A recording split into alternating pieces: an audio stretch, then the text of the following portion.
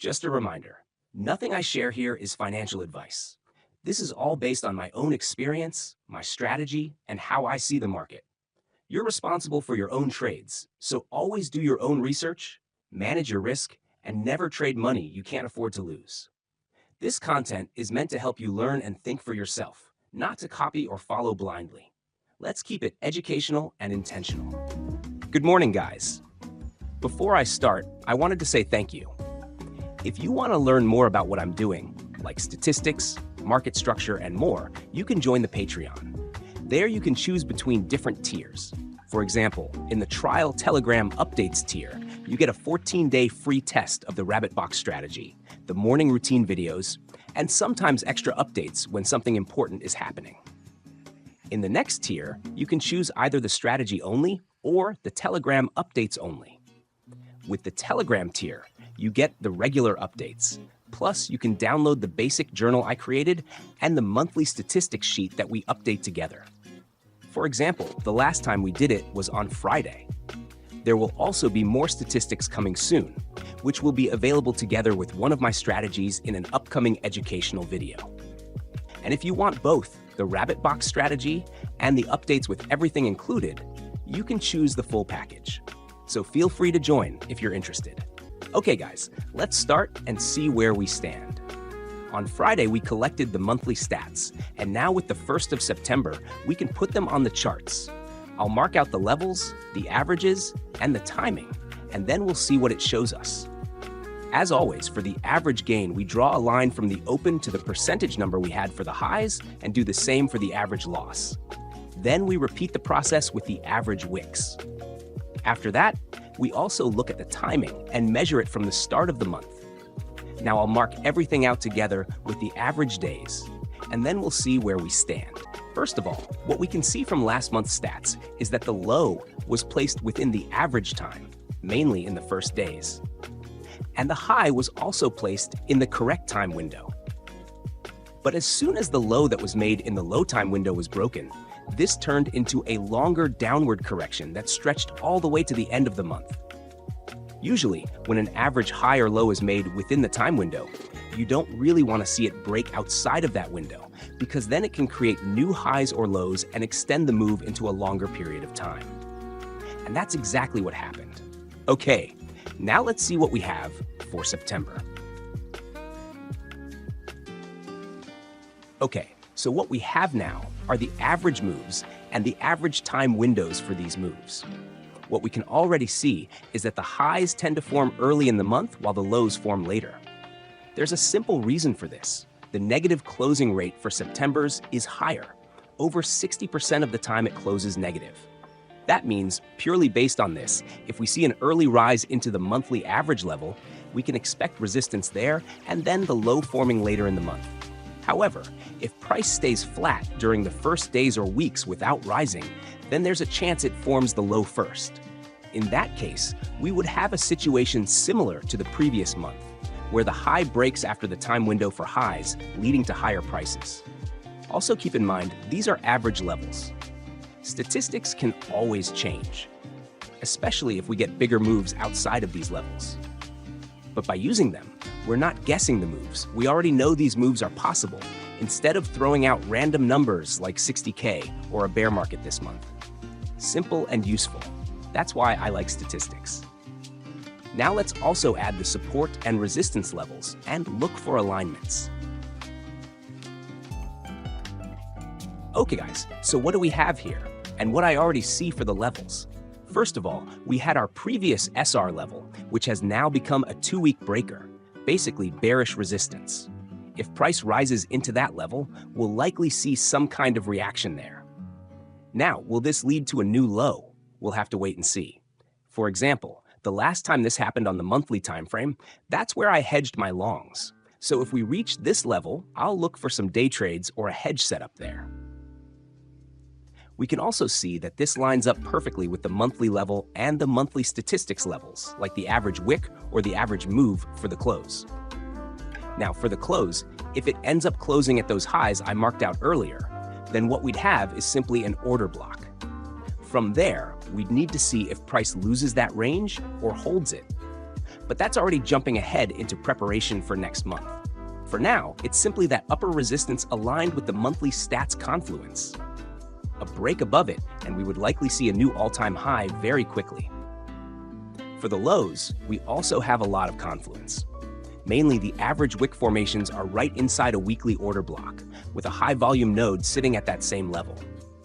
Along with that, we have the overall low I mentioned before, and the statistics show this low has over a 70% chance not to be reached at all, a 90% chance it won't close a weekly candle below it, and a 94% chance we'll see an all-time high before ever closing below.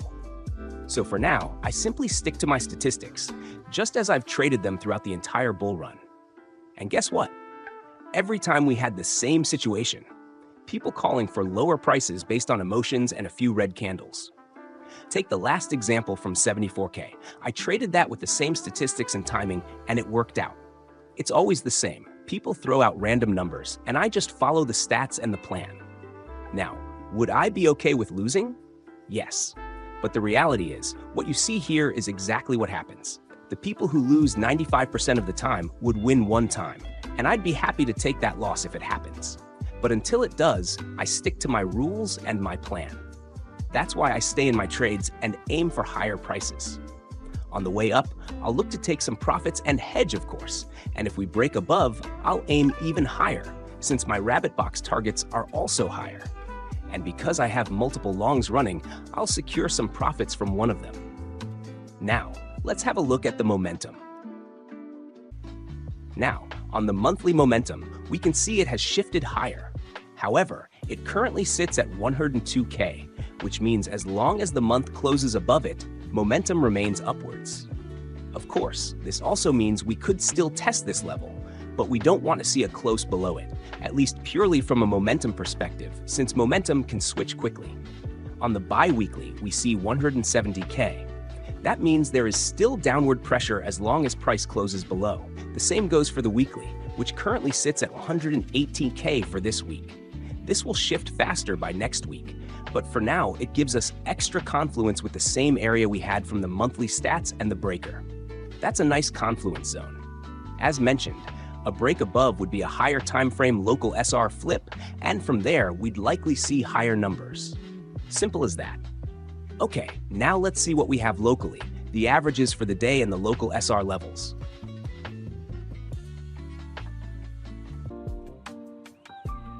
Okay, with the local levels, we now have this situation. Firstly, the weekly structure was broken to the downside. That doesn't mean we're in a full downtrend, but simply that we had a breakdown where, logically, we first look for some resistance to form a potential weekly lower high. On the monthly, however, it could just form a higher low. Again, this lines up with the higher levels we already discussed and could give confluence for a hedge if the setup presents itself. We also have the daily structure swing high sitting right at that same level. So for a weekly move down, the aggressive short entry would be directly at the level. For confirmation, I would need to see a daily breakdown. That means, if price reaches the higher level, we'd have a daily break to the upside first. So for me to short, I'd then want to see a daily breakdown afterwards, ideally confirmed by lower timeframes as well. Now for the local levels, we have a 4-hour structure right at the range lows. So what I'll be looking for now is whether the 12-hour candle closes as an SFP. If it does, I'd like to see a 1-hour or 4-hour break, which would give me a setup for a trade higher. In the bearish case, of course, it simply rejects at that level. For now, I'm already in a day trade long from these lows. As I said over the weekend, I wanted to trade the SFP of this low, so I had a limit order sitting there, which got filled overnight. For me, I'll take profit on that position and let a small runner play out, while watching to see if we get another structure setup, as explained before, with the 12-hour SFP and a break. In that case, I'd aim for the next levels higher and take it step by step. For the swing trade, everything remains the same for now.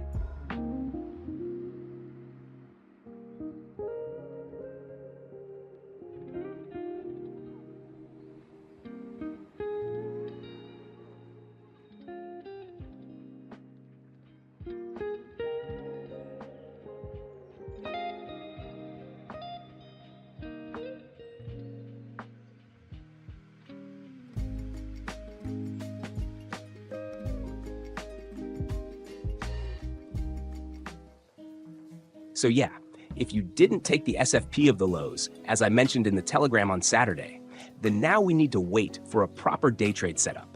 That means either reclaiming a resistance level or making a new low. By the way, down there we have a monthly low sitting right at the high volume node.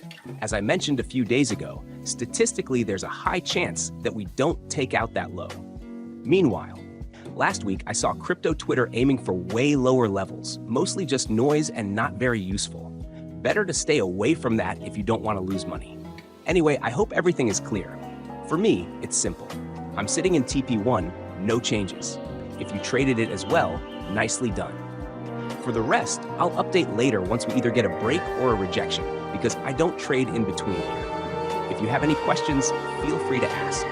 Also, feel free to join the Patreon group. See you in the next one.